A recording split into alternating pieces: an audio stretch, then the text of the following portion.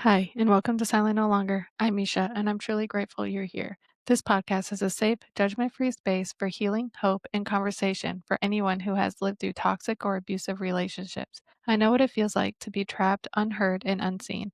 I've walked through years of toxicity, financial hardship, and spiritual battles. But through faith, God restored my strength, and I found freedom.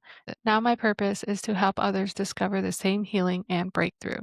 On this podcast, we'll share stories of resiliency, transformation, and faith. I'll open up about my own journey and we'll hear from guests who have walked similar paths and come out stronger. My goal is to remind you that you are not alone, that healing is possible, and that your past does not define your destiny. If what you hear resonates with you, you can dive deeper into my story in my book, Behind Closed Doors. And for those ready to take the next step in their healing, you can schedule a free clarity call with me if you're ready to break chains, release bondages, overcome limited beliefs, and build confidence and self worth. Thank you for joining me today. It's an honor to be part of your journey, and I can't wait to walk with you through this season of healing, hope, and breakthrough. Welcome to Silent No Longer, where the past is a chapter and not the whole book. Growing up in a toxic, controlling household, today's guest, Mr. Whiskey, was raised in an environment where his future was planned out for him long before he had a chance to dream for himself. In this episode, he shares how he found the courage to rewrite his story, heal from the past, and finally start living out the dreams that were once off limits. Thank you for being here today, Mr. Whiskey. And thank you for having me. I'm always grateful for the opportunity to share my story and hopefully cultivate some life lessons together for people to take this and improve something in their life for the lives of others. Yes. Well, if you could just start out by just telling us your story from, whatever you want to share from your childhood. For sure. So to give background on my childhood, it was certainly not the worst, but also not the best. A lot of people who go through some kind of trauma wish they had gone through some other person's trauma because, as they say, the grass is always greener. And so there was a lot of emotional and verbal abuse. And I had wished that it was physical, and people who were physically abused, wish it had been emotional, verbal. At the end of the day, both are wrong and both are very damaging. The emotional and verbal abuse was manifested through personal insults toward me, gaslighting, narcissism. I hate to use all those, trending buzzwords, but that's what it really was. Toppled with, lies and withholding the truth, which some people believe is not lying, but when it's done specifically with the intention to hide something, it's essentially lying. Mhm. And then combined with religious weaponization, uh, you know, shame and identity attacks and stuff like that. So all of that manifested into, growing up in a household where I did not get to socialize much. I was always outcasted from the world. My parents kept me in this strict bubble.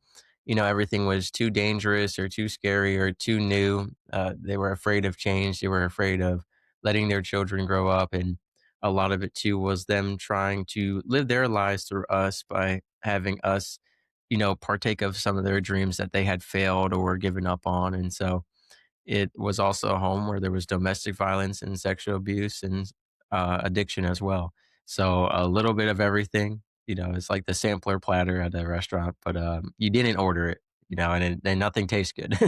But that's what it was. It was a bit of a world tour of everything, and all these small things really compound on one another, and it creates, especially when your parents, who are supposed to be your safe place, your heroes, the people who know everything and can do everything and love and nurture you more than anyone, when they are your number one enemy, it really makes it hard to fit into anywhere in the world, especially when they make the rest of the world your enemy because of, for example, my father was a police officer. People hated me just for being his son, no, just by association.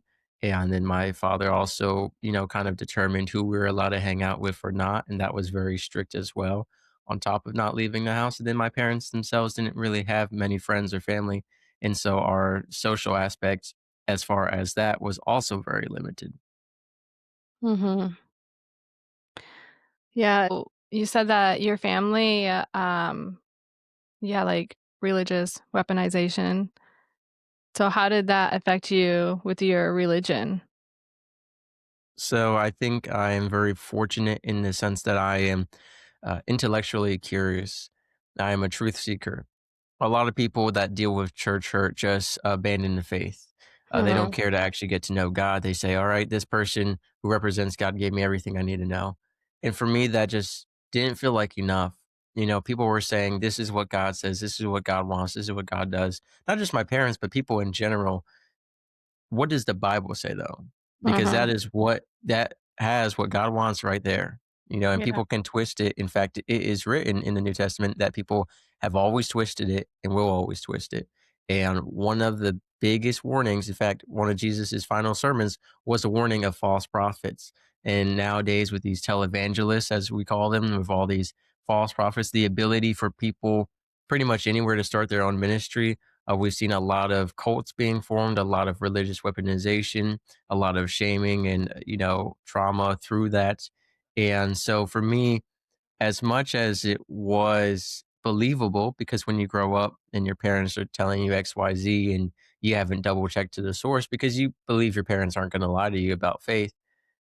Once I got to a certain age, I had that intellectual curiosity, like, what does the Bible actually say? And to give a more detailed summation of it, my father had said that I was the Antichrist, or a Antichrist at least, and that I was part of the legion that they wanted me. And this was during the peak of his alcoholism and drug abuse. And essentially, that he was going to name me Damien when I was born because the legion wanted that, and he resisted last minute. XYZ, XYZ. And the reason I started to believe it was because so many things had gone wrong in my life that I said, Mhm. especially every time I had tried to be good, no good deed goes unpunished. I thought, well, maybe that's because I am an evil being trying to be good and it's never going to work out. And I said, but I don't know much about the Antichrist. And my father keeps claiming this. Let me go check Revelation. So I checked Revelation. And then after that, I was like, well, I need to know more about Jesus Christ, because the Antichrist and Antichrist is supposed to be antithesis to Jesus Christ. So I said, I got to learn more about him. Mhm. And that kind of started my Bible journey. When I had read the whole Bible end to end, it changed everything. And so that is what has kept me grounded, along with the mindset that, hey, if you meet an employee of some organization and they're not knowledgeable or kind of a jerk, that doesn't mean the founder of the company is. They're not a Mhm. direct reflection of that founder. That founder has put out guidelines in the company that are in alignment with what they want and their morality. But that doesn't mean the employees follow it, even though they're supposed to. And there's the book. So I liken that to religion and faith because that's really what it is. People represent people, not God. If people were able to exactly live out what God wanted, then by all means, but we don't. We live in a fallen world. Yeah. That's really good. That's really, really good. Thanks for sharing that. Um, sorry, I'm just processing what you said because it was so good. I loved how you explained it. Um, so how old were you when you started on your journey of just going down the road with the whole Bible and trying to figure out what was true and what was just, your dad was just saying to you? So my journey of faith starts when I was young. Like most people, I was told religion, not taught. And there's a big difference Mhm. between teaching and telling. And that goes not just for the faith, but for parenting and mentorship in general. And it's so important to teach, not just tell, because telling, it's just like this, it just is, it's the response of because I say so, you Yeah, know, and what the proper response is, well, here's why we do this. Here's why we do that. And explaining that, especially to children who are curious by nature and want to understand the faith better, explaining to them, this is why we pray. This is why we go to church, not just we're going to church on Sunday, whether you like it or not. That simple change of how you introduce it really has a huge impact on how the person receives it. And so I was told religion growing up, was part of a routine, and I went to a private school that was very corrupt, very pushed me away from the faith significantly. And then by freshman year of high school, I had just had enough between all the trauma inducing events, the childhood in the corrupt church, that I said no. And I actually had a conversation with God. I said, listen, I am done unless you strike me down, now or within a reasonable time span. I'm just going to write my own book on religion and philosophy, so to speak, based off my observation of the world and my lived experience. And I started writing it. I remember very clearly it was going to stem from the founding fathers and how America had developed and stuff like that. And I got my arm split open in a very freak incident kind of way, and I had to get stitches, and I have a scar to this day. And so that was like, okay, so God is real, but I didn't develop a relationship with him. That's one of the things put out throughout the Bible is knowing of and knowing are two very different things. And I knew of God, I knew that he was real, but I didn't have a relationship. And I still hadn't Mhm. read the Bible. I would sometimes pick a random verse or whatever it may be. It wasn't until years later, and I had some answered prayers along the way, that definitely, like, I was like, "Wow, like, God is real, like, this prayer got answered, like, it has to be God." But it was nothing too strong, and then when I got to the military environment, that was the first time I was exposed to believers outside my family. And so that was refreshing because I asked them questions and got insights from people from different states, from different parts of the world, and I actually got to get a fresh new perspective, which was super awesome. A lot of people are trapped within their own homes or their own church community.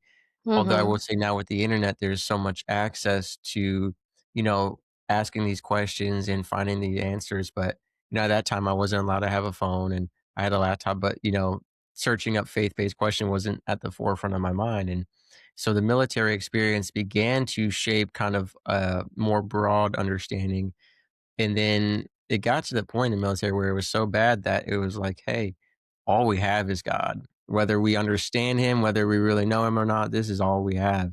And so that kinda formed that relationship, and then when my father's alcoholism and drug abuse peaked, that's where the journey began of I had a dream, because of the all the accusations of being the Antichrist and the gaslighting and all the childhood trauma combined. I had a dream where I was outside shirtless in blue jeans on this, like, farm-like environment, and there's some trees to the side, there's a barn, there's this river, and it's kind of raining, it's overcast and gray, light drizzle mist, and I remember crying out to the sky saying, "Lord Jesus Christ, would you not save even the Antichrist if he called out to you?" And the sky started to turn golden, and Jesus started to come out of the clouds, and he said, "Even he I would forgive." And then he gave me a silver belt buckle with a tractor superimposed in it, all silver and oval. And I woke up from that dream. That was where I was like, I need to go read the Bible. And I thought it was so powerful. Jesus Christ saying, even the Antichrist, if they sought me and wanted to know me, I would forgive. And so that's where it really started was just a few years ago, as I was heading out of the military service.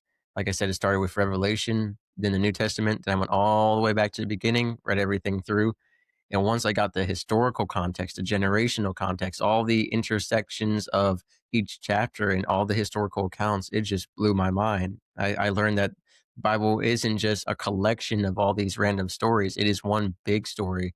And Mhm. the Old Testament and New Testament play their separate parts and a part together. And that was what changed everything for me. And so since then, I've been studying the word. I've been studying Hebrew and Greek, doing solo sermons and really getting into it, and the goal is to have my own ministry of some kind one day. Well, I definitely think that you would be really good for that because I'm just captivated by what you're saying, so goodness, so as you got more into your faith, was that did that help you, like, forgive your parents, or did you forgive them before you got into your faith? So, faith, that's the interesting part. I actually was featured in a book where I wrote about this, and what I shared was people try to use my faith as an excuse to have me not forgive them. And what I mean by that is they would say, Mr. Whiskey, you were only able to forgive your parents because of your faith. And I said, Mhm. you're only obligated to do so because of your faith. And I said, it has nothing to do with it. At the end of the day, whether you're religious or not, whether you're the faith or not, God does not force us to forgive anyone. It is Mhm. a choice that we make, and it is a choice that we must make. I have not forgiven my mom yet. I was able to forgive my dad, and it was a huge relief. I finally experienced what I've heard people talk about on podcasts and TV, like, "Oh, this weight actually, like, physically left me." I felt it when I forgave my dad. But what I read about in that book chapter is they say forgive and forget, and some people forgive and resent. So there's those 2. I said forgive and protect, which was forgiving with emotional boundary setting. And Mhm. I teach that because in addiction, it is very difficult to not enable and emotionally be held hostage. A lot of people in who are the loved ones of the addicts, which is the position I played, you give in to the addict's cravings or desires because you want to keep the relationship with them. You don't want to upset them. You don't want to push them further into their addiction. There's so many balances that are Yeah. being held in your hands. And so I say forgive and protect. I have forgiven my father for all he's done, and I've gotten to the forgiveness allowed me to understand him better as a person and to look past all the hate and the focus on his negative traits because you're in that hatred and resentment and sorrow. I still Mhm. lament for my father, but at the end of the day, the faith has helped me to acknowledge them as human beings who are not perfect. I know that both of them had their own issues in childhood and adulthood, but I think part of the issue is that they never found Christ. My father has to a degree. His addiction is a battle that he's still facing daily, but he is pretty devoted to the faith, whereas my mom is not. She gave up on it because of the circumstances in her life last I spoke to her. But it was really the quote, and I'll paraphrase here, but this is almost verbatim. Though my parents forsake me, or in some translations, though my father and mother forsake me, it is the Lord who receives me. And so I Mhm. really like that because it also helped further establish the idea that, yes, we have biological parents here, but sometimes their role isn't always parenting because we live in a fallen world. In an ideal world in the eternal kingdom, yes, you have your parents and they raise you and they are one flesh. But in this world where we have divorces, domestic violence, sexual assault, unplanned pregnancies, all this immorality, unfortunately, not all those unions are made in a holy moral foundation, and so they fall apart. But I enjoy from Genesis when Joseph's brothers find him in Egypt and they're worried he's going to kill them. He says this, again, to paraphrase, he says, what you intended for harm against me, God intended for the blessing and salvation of many people for good. And some people will quote that in a simpler way, saying, whatever the enemy intends for evil, God can use for good. And we've seen that actively in this world. And it's not always on our timetable, but it does happen. And so, the faith has helped me to look back at everything that's happened in my life and connect it to what I do now and all the good things. And I think people who aren't of the faith, to a degree, still can have a look back and appreciation for how things have lined up, but I don't think to the full degree as when you realize how God has orchestrated everything in this divine, ununderstandable plan to us, that is Mhm. just lined up. Yeah, I absolutely agree with that because that's, been the journey that I've been on, because I also grew up in a very toxic environment, and, my cousin, like, molested me all the way growing up, and then when I was a teenager, he brainwashed me, and, like, it was he, like, brainwashed me to think that I loved him and, like, all this stuff, and it became very, very bad, and then he ended up raping me, and I fell apart, and I kicked God out of my life because I didn't think I deserved him. It took me a very long time to be like, "Okay, these are things that happened to me, and it doesn't make me who I am." And it takes a lot, and it was taking God off from the shelf. Like, he's always been there, I always talk to him, but like you said, like, having God in your life and, like, having I call, like, a friendship or relationship with him is different. And once I took him off that shelf and started having an actual relationship with him, that's when he started working on my heart and healing me from the inside and letting me know, things that happened to me doesn't shape who I am. And now it's kind of my story on how I wanna help people realize that, hey, just Right. because something bad happened to you, it doesn't you don't have to stay there. So Have you been able to forgive your cousin who did that to you? I have. I forgave him and my mom a long time ago. I still remember it to this day like it was yesterday, the moment that I did.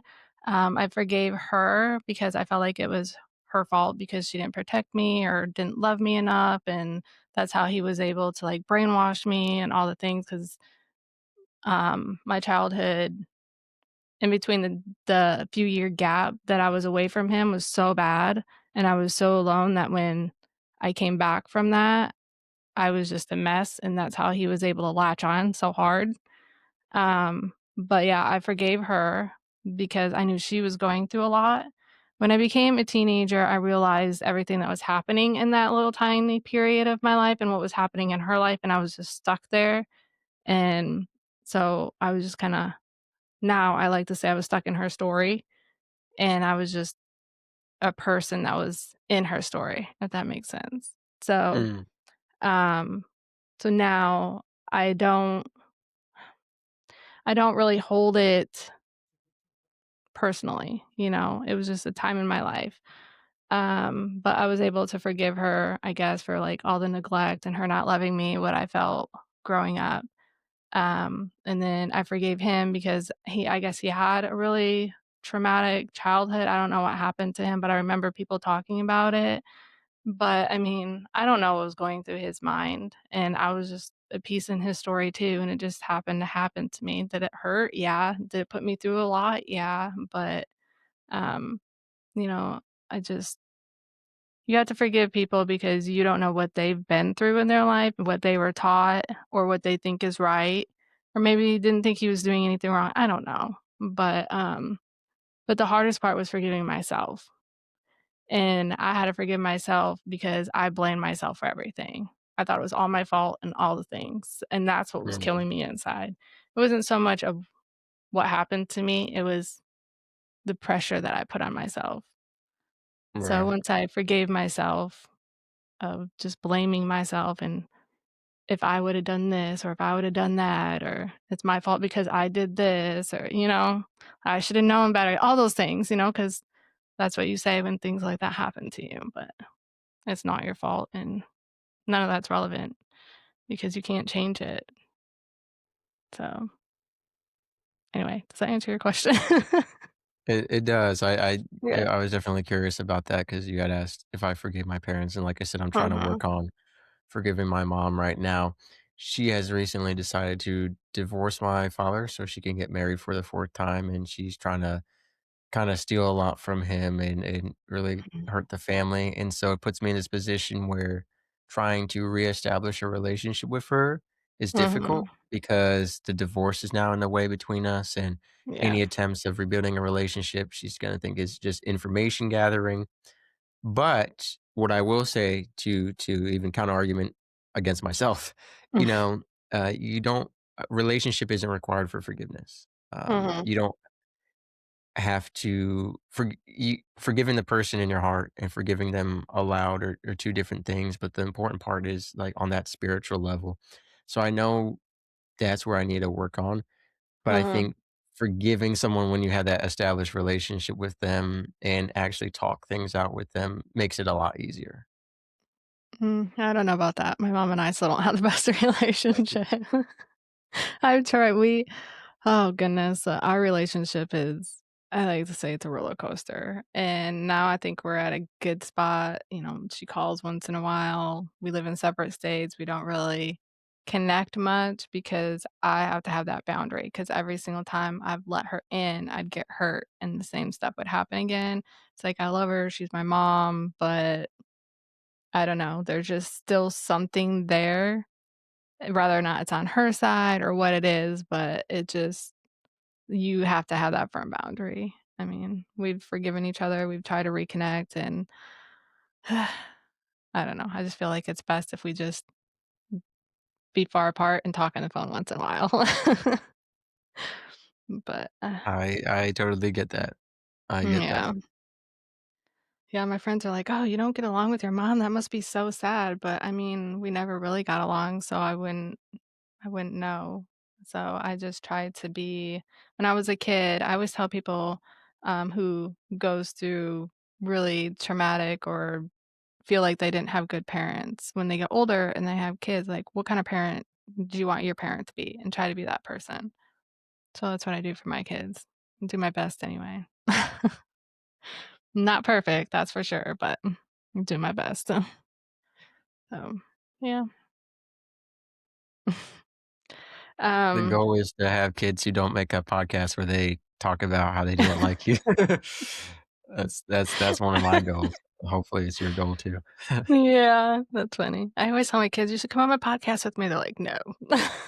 Hmm, But yeah, I would always, because the whole reason why I started this is, to help people who've been through toxic experiences to know that they're not alone, whether or not it's a relationship that they've been in or when they were kids or whatever, and I always want my kids to come on and share their side of the story of what it was like for them, but they don't mm, want to, and that's the okay. generational impact. No, I think Yeah. that's super important though, and super Mhm. cool because I had a guy on my show who was doing that specifically for the grandchildren of Mhm. Holocaust survivors to see how many generations down it was following and stuff like that, and I had a guy on my show who actually interviewed his mom, and he got his mom to go on the show, and it was pretty he said it was such an interesting experience. You know, you ask questions that you would have never thought to ask your parents, and they open up and give these insights that you're just like, "Wow, I never realized," or, Hmm. "Wow, I just didn't guess it."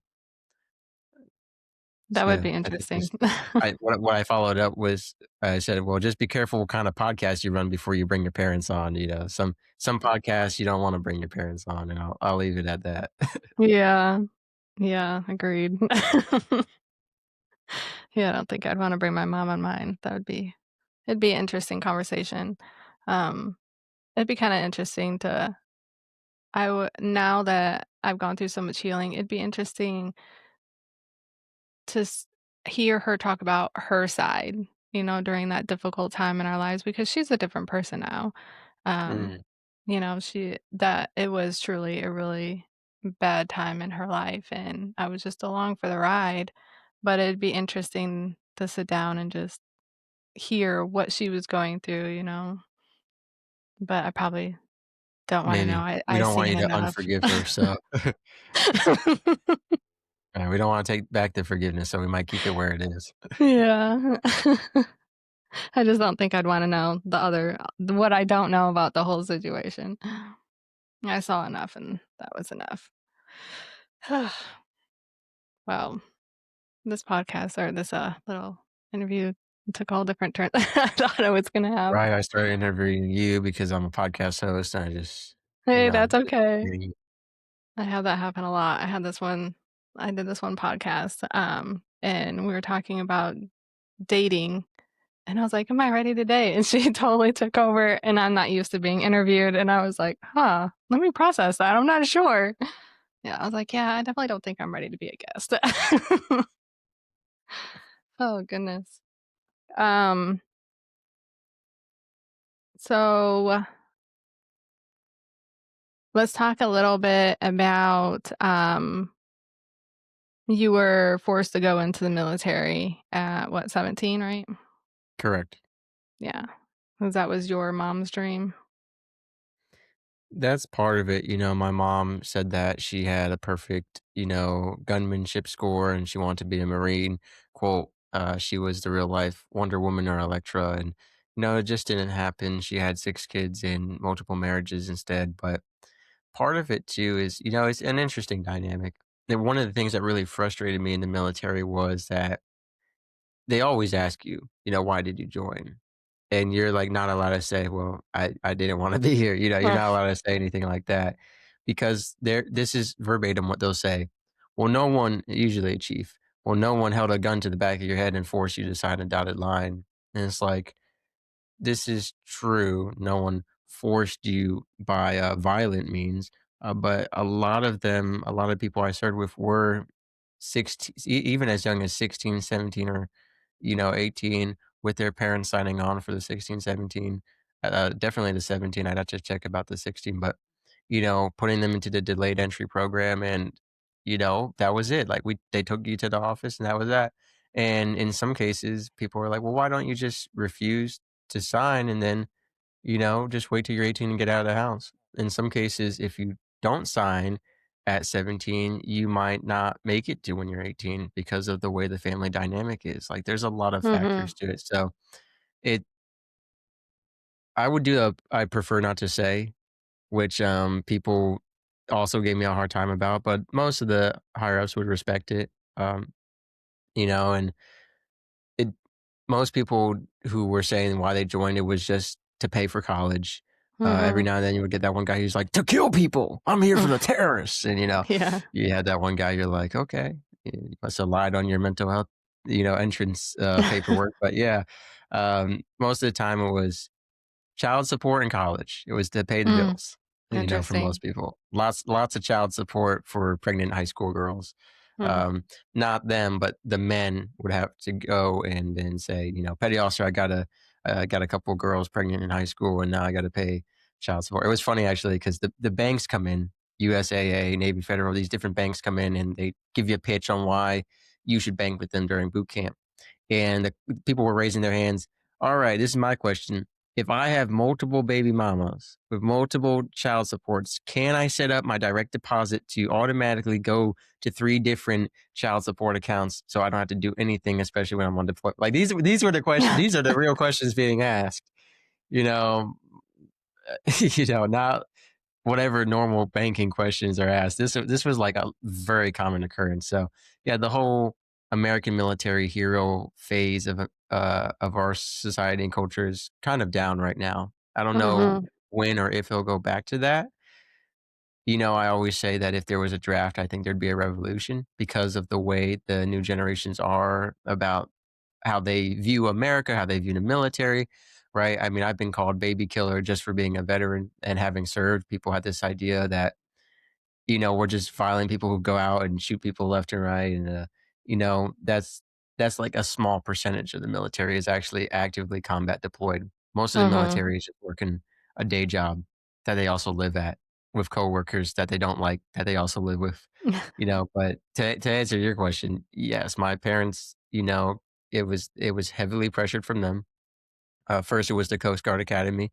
When I decided to walk away from that and pursue something different, even though my parents had spent money on summer programs and my dad was getting the letters of recommendation, and they had always pushed for that since I was 5 years old.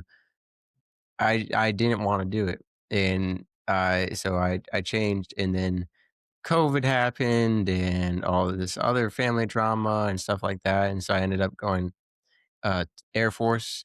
Day before I ship out, they changed my job on me from photojournalist to cryptolinguist into doing, cryptology. And basically, in the Air Force at that time, what it meant was you're going to learn a new language and you're going to translate foreign data and intercept threats, sometimes 14 hours at a time in a plane. And I said, nope, I wanted to do photojournalism, super different. And this was like the day before I shipped out to MEVS to do the final medical figure it, sign all the paperwork.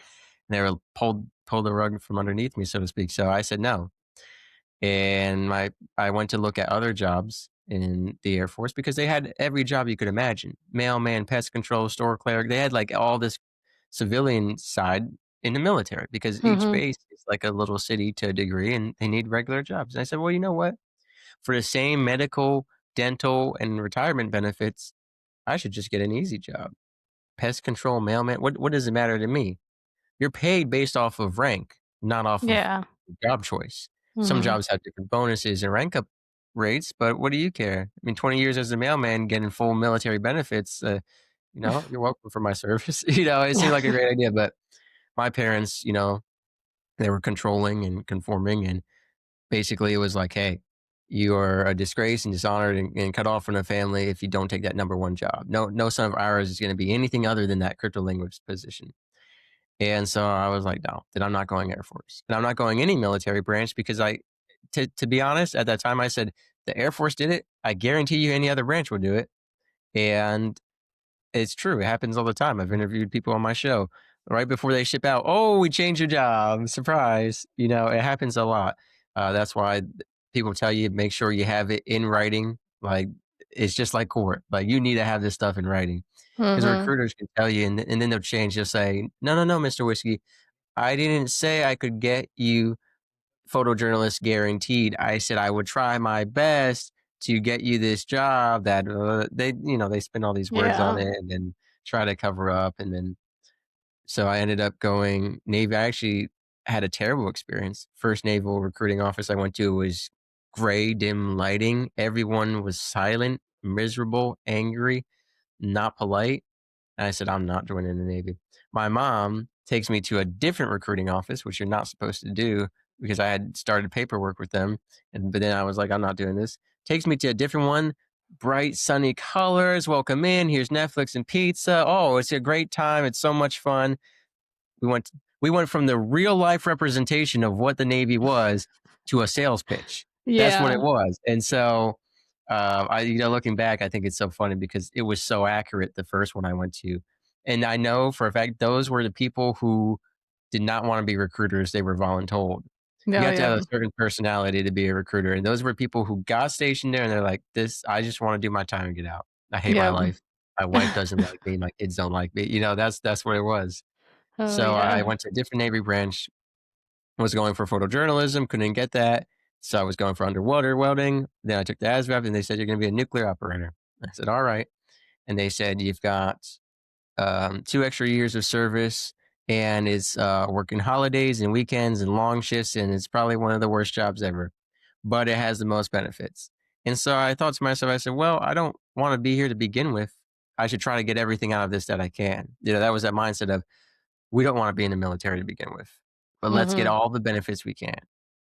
I mistakenly, the way they pitched it was different. So you had the same medical and dental benefits and everything else, right? The only thing that is different is your resume, which, if you don't plan on staying in the blue collar industry, nuclear side doesn't really matter. You know, all military members have a relatively useless resume unless you stay in that field. Some of them aren't even transferable. I've had people on my show who are veterans, they get out, zero jobs because there's no job for blowing up airplanes with a rocket launcher in the civilian world. Yeah. So when that happened, I kind of got led on by the word benefits, and I should have, been like, expound on that. What benefits are exclusive to the nuclear community? And they give you all these pitches of how you can have a great civilian career. Yeah, a civilian career where you're still working 12 hours rotating shift work, having day and night shift in the same week. If you don't want to keep doing that lifestyle, it's useless. Then they double down. You have machinist mate, nuclear operator, electrician's mate, electronics technician, and EOT. They're different sub rates of the nuclear field. And I said, okay, tell me about them. And the one I wanted to do was EOT. They said, basically, you're a chemist. It's very sciencey, easiest job. I said, oh, well, that's perfect. And then they said, or you can be electrician's mate. It's the hardest one, but again, the most benefits. Keyword, only if you plan on becoming an electrician outside of the Navy. And Mhm. so I said, well, more benefits. Let's do it. And they said it's the worst schedule, the most knowledge, and all that. So I said, well, we're just gonna, as the younger generation say, we're gonna full send it. We're gonna full send it to the worst possible job in the entire Navy, but the most benefits. Funnily enough, my scores and progress throughout the nuclear pipeline reflected my highest intelligence in chemistry and my lowest intelligence in electricity. So I had some kind of intuition because I said, oh, chemist, that's what I want to do. This is what I enjoy. This is what I'm good at. Electrician, I've never even touched a battery. I couldn't tell you. And one side says plus, one side says minus. I usually have them backwards in the toothbrush and the TV remote and the Xbox controller, but we'll figure it out. So Right. that is the more detailed version of how I ended up in the military. That's funny. So how long like, how many years were you in then? So I ended up only in for 3 years. There was a lot 3 of years. political nonsense that influenced me getting out along with medical. Okay. And then, how long have you been working on, your dreams? Because now you're podcasting. What else are you doing? So come May 9th of this year, I will have been out for as long as I was in. So that's Okay. really, for lack of better words, trippy. Is a very Mhm. mind-boggling. Like, whoa! It feels like both yesterday and today and years ago that I was in the military. Right? It's like Mhm. such a different lifetime. But I've also lived so much life since then, traveling around the world, doing different podcasting events, hosting, speaking, preaching, comedy, doing things. I grew up not allowed to leave the house. Now I Yeah. travel alone, going like last year, first time I ever left the country. The year before that, first time I ever left the state. I mean, boot camp was my first time on an airplane. And so it's been a lot going on lately. And a couple of nukes really isn't even my original dream in the sense that what I wanted was only a small percentage of people qualify for the military. And of that, only a smaller percentage qualify to be a nuclear operator. And of that, only even smaller percent actually make it through the whole program because of the high suicide rate and dropout rate and academic failures. So, of the group of nukes that we had on the ship, there's some of the smartest people in the whole country, if not the whole world. Because of that, they're also some of the strangest. As we have seen, you can see it right now in the media, or you could look back historically. Extremely intelligent people are kind of strange. And I'm sure we're all thinking of the same person, but that's not my intention, right? But you could think of a couple different people.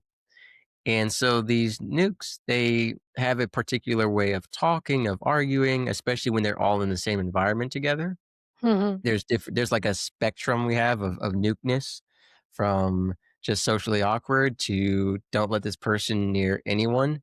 And so I want to highlight those conversations. They were super detailed, they were overthinking, they were extremely technical, they were well articulated. And I said, wow, there's no podcast out there, to my knowledge, that highlights this community. So I want to make a comedy podcast that was a couple of nukes, because that was short for nuclear operators. So we were a couple of nukes having our day to day conversations, but now they're recorded. And along the way, we would cultivate life lessons and mental health because we had a high suicide rate. We had high anxiety, addiction, sleep issues, isolation, identity. So there was a lot to it. No other nukes were interested. It's been just a nuke for years now, where it's just been me, and I had to pivot. So when I got out of the nuclear community, lost my ties to that community, I didn't really search for it online because it was, not as easy as it sounds. And so I ended up pivoting into military mental health. And it was Marines, veterans, Vietnam, Air Force, just military only. But I would go to these conferences, I would do stuff, and people thought I was just this military guy, and it became my identity, and that's not what I wanted. First of all, I never wanted to serve, number 1. Secondly, I didn't want it to be my identity for life. And so Mhm. while I have great respect for the people who serve, while I actively work in the military space through my show and my speaking engagements and my books, that wasn't all I wanted. I wanted to serve everyone, right? And they say Yeah. when your show is for everyone, it's for no one. But I disagree because God never said to niche down. God said to serve everyone, one another. And Mhm. so that's what I do. And so I expanded to mental health, to suicide prevention, to addiction recovery, and all facets. And so my show covers such a broad range of topics from women's menstruation to flying airplanes because it's about coming to a place where you can improve your life or just learn. And so I've been doing that tomorrow, as the time of this recording, tomorrow is my 3-year anniversary of podcasting from when the first episode aired. And so during that 3 years, it's been a lot. When I first started, and it was one episode that was poor audio quality every few weeks. Then at some point, it became a weekly show. Right now, it's every other day. It's locked down on a much more professional tone, less comedy. It's, a very serious show. It covers a lot of dark subjects, and it's Mhm. moving in a a business direction as well as a podcast. But it's really branched into something that I would have never expected, and it is God fueled because every time I had the God brought me into the podcasting world, I was just doing it every few weeks as a hobby, wasn't sure if I was gonna continue it, and I got an email that Buzzsprout was handpicking people to send to, Podfest, which is a podcasting conference, on their dime, and I said, "God, if this is something bigger, then take me there. I'm certainly not paying to go to a podcasting conference, like, what even is that?" Got an Right. email back, boom, "We hand selected you, you're going to Podfest."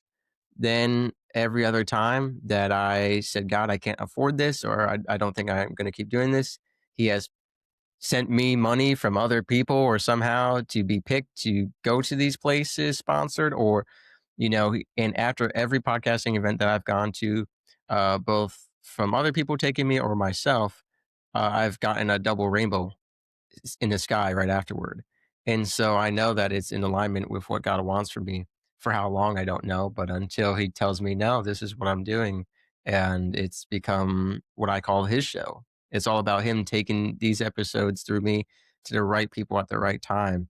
And I'm not a numbers chaser. It might be one person who's going to commit suicide, and that might be the only person my show ever reaches. But that's up to God, not me. So I make every episode I pass it up to him, and he sends it where it needs to be.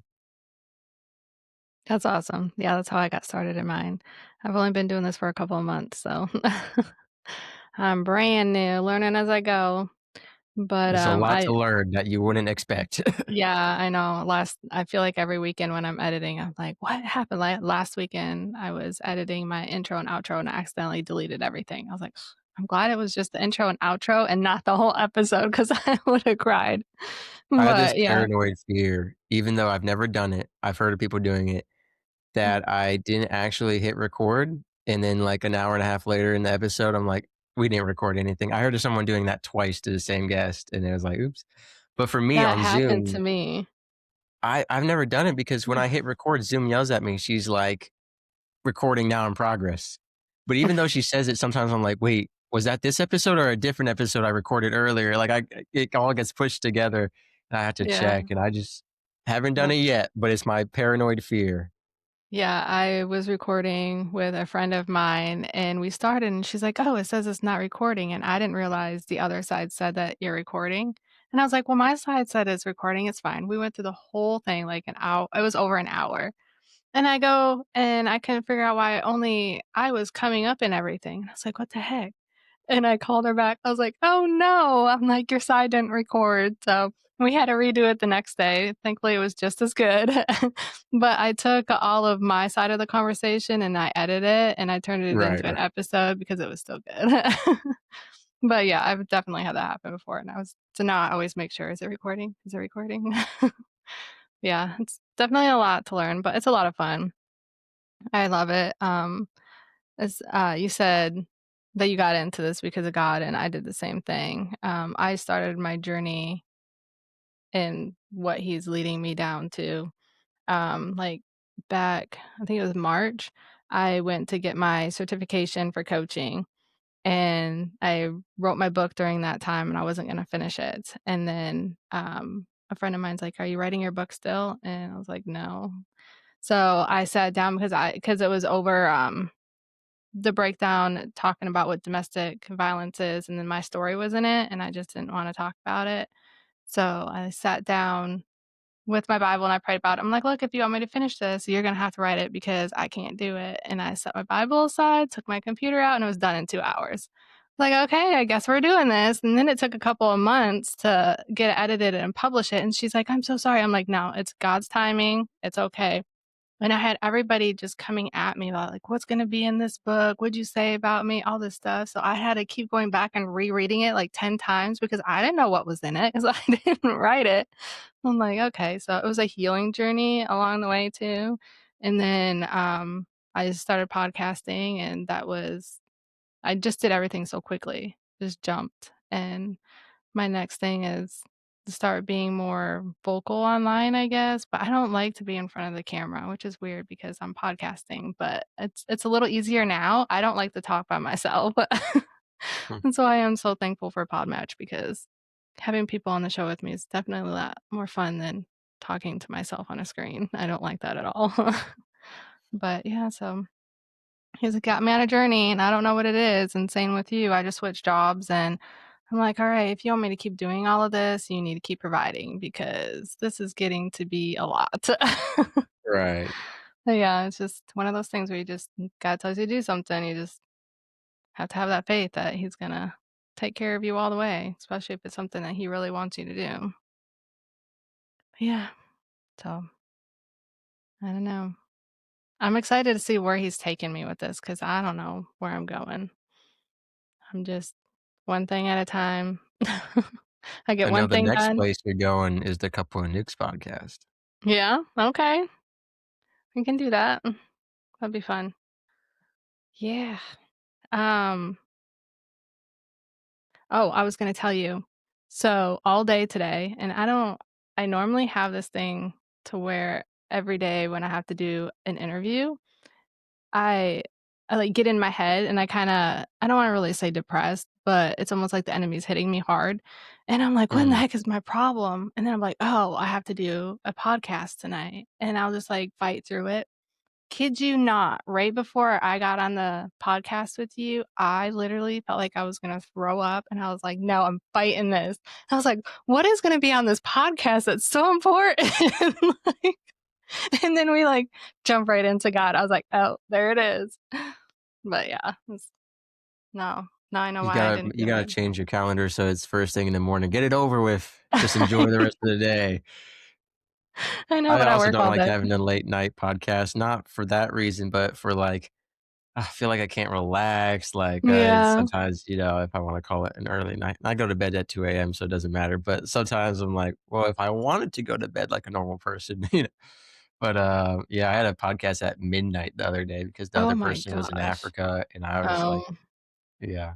It was great. It was like, for one of them, it was my midnight and their 3 AM. I was like, "Were we this this is this is like" yeah, only podcasters. yeah. Who else is like no, it felt I don't know. Yeah, I'd be half asleep. I'd probably have to drink lots and lots of coffee beforehand. Yeah, I had to do night ones because I normally do everything on Saturday afternoons, and a lot of people aren't available on Saturdays, but I work all week, so I'm like, "Well, it's either throw in I a go by Sunday." whatever date is most soonest available, whatever is the Yes, closest date, because we I wanna, love that when get you this out. scheduled right 'Cause away. I was like, "Oh, that's so awesome." Because so many people it's hard because a lot of people don't. They just they never and then book. you're like, "Who are you again?" I've had some Yes. people book for months out, and and we get to the interview, I'm like, "I don't even know who you are." Yes, I had that. I was like, "Can you give me a Like, recap on what we I talked about checked your last time?" bio, but yeah. Okay, I'm not the only one. That makes me feel better. Um, alright. Is there anything that you want, like, a message or, a point that you wanna just give the audience, talk about to For them? sure. The theme of this week has been two things. So, one is a word, which is alignment. That's been a big focus of mine on the shows that I've guested on this week and all the conversations I've had at events has been alignment. Alignment to ourselves, and importantly, is ourself aligned to God. And there's a lot of things, especially, I'll give the example when you are a podcaster, for example, you're like, I'm going to guest on every show because I need to get out there. There comes a point where is it in alignment with you? Because things that Mhm. aren't in alignment with you ultimately don't serve you. And I think alignment helps you filter quality over quantity. You know, that goes for dating, for work, for opportunities. Not every opportunity is a good one, even if it seems like it upfront. Not every collaboration is, and some people get caught up in this person is a celebrity or this person has this following. If they're not in alignment with you, ultimately, it is going to not serve you, and it may Mm, harm you even. So I've been talking about alignment a lot this week, and then the other phrase is our look back is someone else's look ahead. So I've been guesting a lot, speaking about looking back at the events in our life, and we're able to now look back as we get older, the easier it gets to look back and see how everything lined up, especially when we're of the faith. It's hard for people in the moment to have a present observation, but our look back can help them look forward and observe their situation from our perspective as someone who has been through it and seen where it goes. And this is difficult because we've all had that moment in our lives. I guarantee everyone's had it at least once. Maybe not everyone, most people, mm. where your parents said, "Listen, son, daughter, I was your age once. I did XYZ. I'm telling you, it doesn't work." And we're like, "What do you know? You're a crusty old adult," and however you respond to your parents. Hopefully, you didn't say that to their face. But, we think that they could never understand the situation we're in. And we forget that people don't some people do, but most people don't give advice just to lecture or just to scold. And that goes back to the teaching versus telling. And I think when we're giving the look back to someone, we need to teach it, not tell it, and Mhm, understand why it's important and everything that lines up. At the end of the day, you can't control people, right? We all know the mhm. saying, you can bring a horse to water, you can't force it to drink. Here's what I say. It is our biblical duty to bring the horse to water, and here's where it stems from. Ezekiel, one of my favorite books in the Bible. In the Bible, in the book of Ezekiel, it talks about bystanderism. And God says to Ezekiel, "I've made you the watchman of Israel, and this is why I say to you that you are to go get this message to the people. Whether they listen or they fail to listen, and they will fail to listen, for they are not obstinate and not listening people, they have strayed away, you will have done what I have told you. And if you have done what I have told you, then that is what is good and righteous. Here's why. If you do not tell them they are sinning, and then they sin, and that leads to death ultimately, their blood will be on your hands as well as their own blood. So now everyone suffers. But if you told them they were in sin, told them how to get out of that, how to be correct and righteous, and they turn away from it, then there has been salvation. But if they do not turn away from it and they do not listen, you have done what I have told you. You have done what is right. So the Bible does tell us not to be bystanders, but it also tells us that ultimately we can control other people's actions. Our job is to do what we can. And then when we have done what can do and all that we can do, then we are free of that obligation. And so I think that's so important to acknowledge, along with the fact that in this day and age, a lot of people make synonymous judgment and accountability. A lot of people of faith aren't judging, they are holding accountable, and there is a difference. And yes, how it's implemented can affect whether it comes off as judgmental or not. But at the end Mhm. of the day, we can't call everything judgmental. If we hold someone who commits murder accountable and we say they need to go serve their time in prison, most people who are not believers would say that is the right thing to do. Now, if it was something that is only in the Bible, that is not a law or is being tested in court in America or whatever country, they'll say that's judgment or a phobic or hate and not accountability.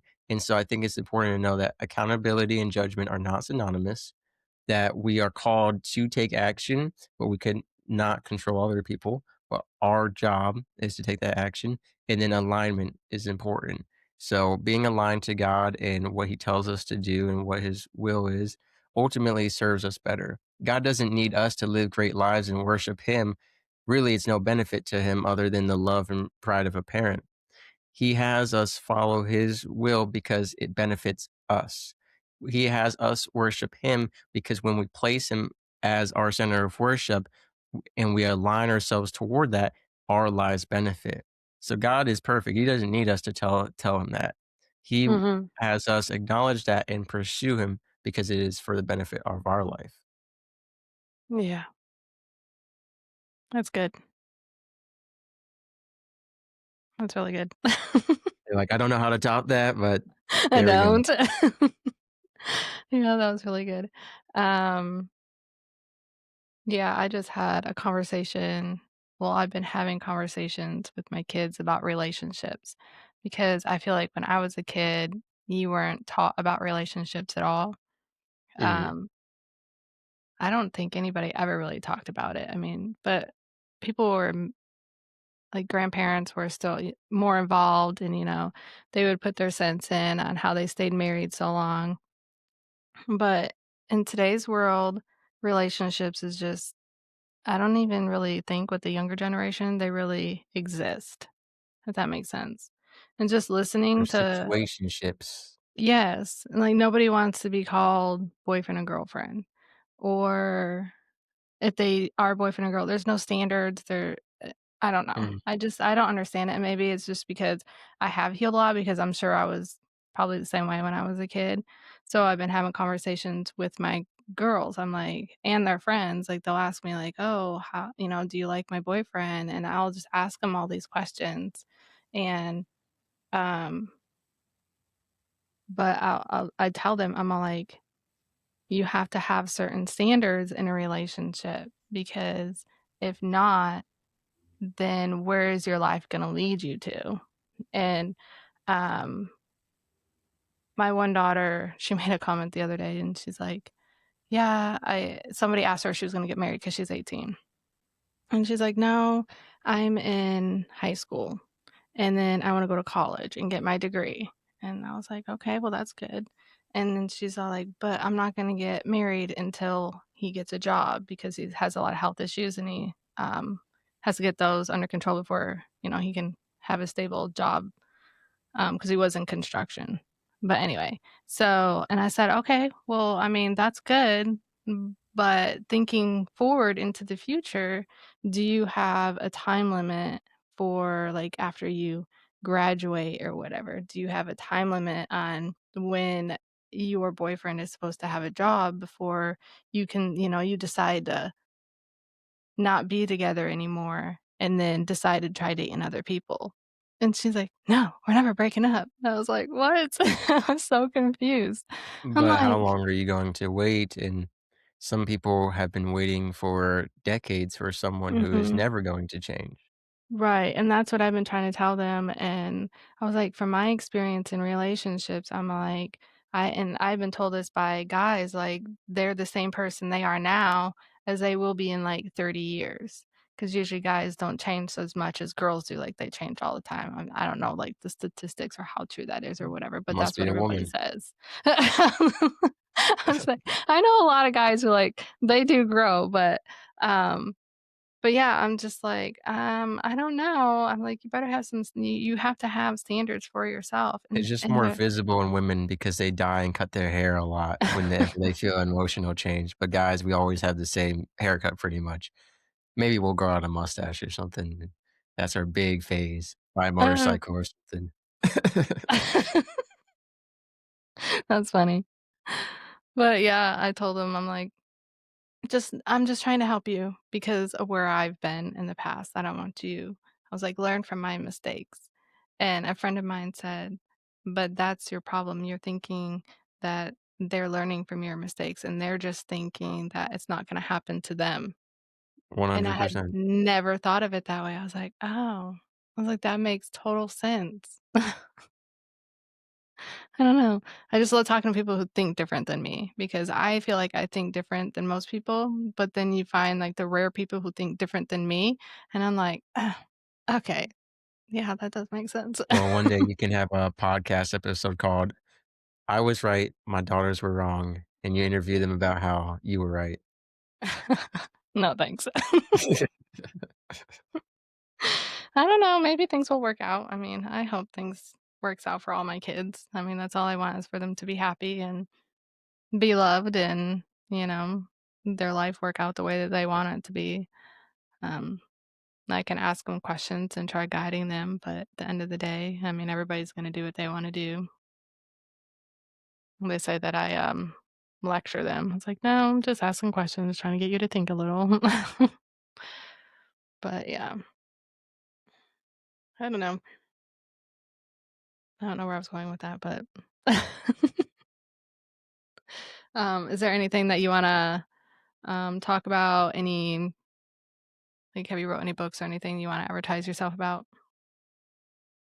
In alignment with this conversation, the only book I would put forward is, it's still not out yet, so and I don't know when this episode is coming out, but, God versus the Indomitable Human Spirit, that was supposed to be out last year, and God kinda had me take a step back and said, "This book's gonna be a lot more than you thought it was." And I was like, Mm, "Oh, oh, we were almost done," and we're not, so finishing that up, and we'll see.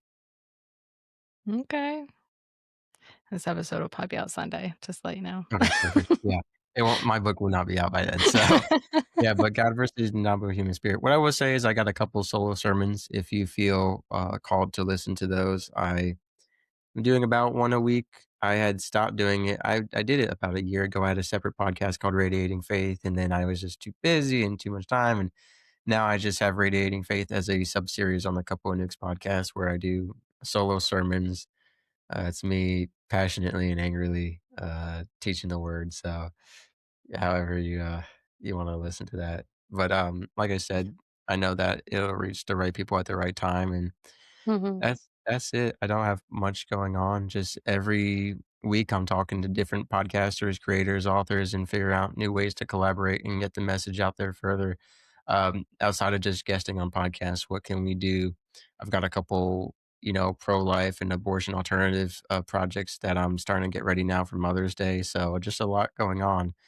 every month there's some kind of event or something, but it's great. Like I said, most of them are for getting food to the homeless and hungry, raising money for people who don't have it, different nonprofits, domestic violence and sexual assault prevention awareness is what I've been doing a lot of work in these past few months, getting pushed more into that field. And by pushed, I mean more so called. And so Mhm. just trying to reach more people. There's a lot of people. We live in a fallen world that causes me great lamentations because there are so many people who are hurt, so many people who are being the recipients of the sinful nature of others. So a lot of people being hurt by others' choices.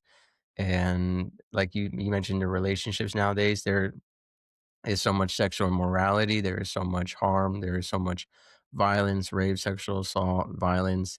There is so much low standards, toxic relationships, abusive relationships, unplanned pregnancies, just left and right. I'll caveat that and say there's a lot of good going on every day. People always say, "Where are the miracles of the Bible?"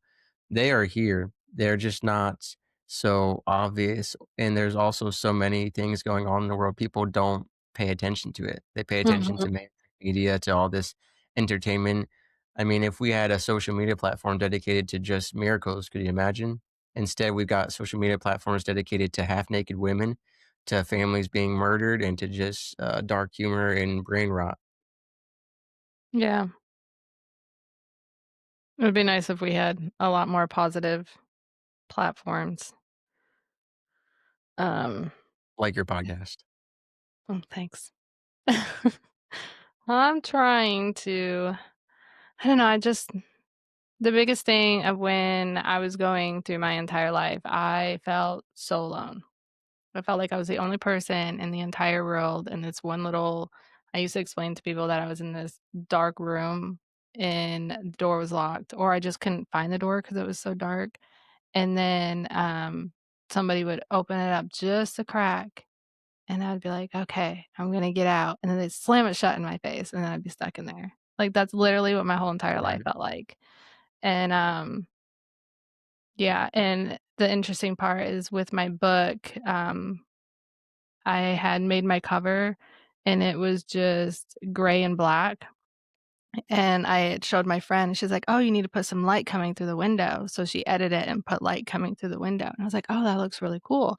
So I left it like that, and then I was reading my book one day, and, like, page I think it's, like, 47 or something, it talks about how, um, like, the I finally could see out the window, and the light was coming in, and, I could see color for the first time, and it went with the cover, and I was like, "Wow, Nice. that's not God." Like Right. but yeah, it was pretty amazing. I was like, "Oh my goodness, that's exactly what the cover is." So, I thought it was kinda cool. But yeah, it's pretty much what it was like after I was finally healed and understood what, toxicity was because I grew up in it. I didn't know there was anything different and, just seeing the world in a whole new light. It's been pretty amazing. It's been a journey. I'm just excited to see where it goes, so and I just want other people to know that there is something other than where they're at if they're in a bad place.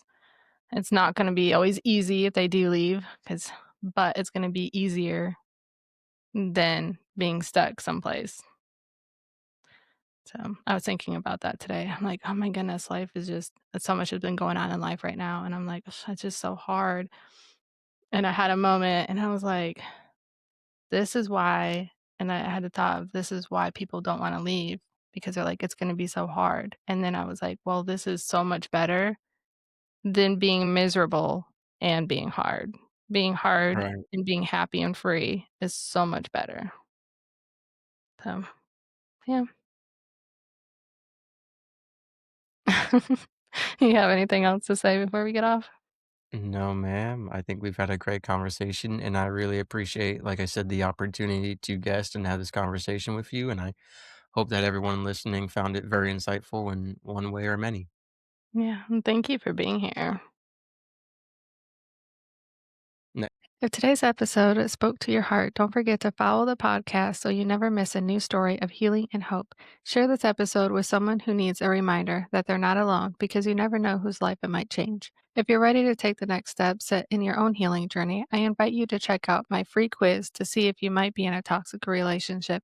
It's a powerful first step toward clarity and freedom. You can also schedule a free clarity call with me if you're ready to break chains, release bondages, overcome limited beliefs, and build confidence and self worth. And don't forget to grab a copy of my book, Behind Closed Doors, where I share my own story of surviving domestic abuse, finding healing, and learning to trust God through it all. And thank you for turning in to Silent No Longer.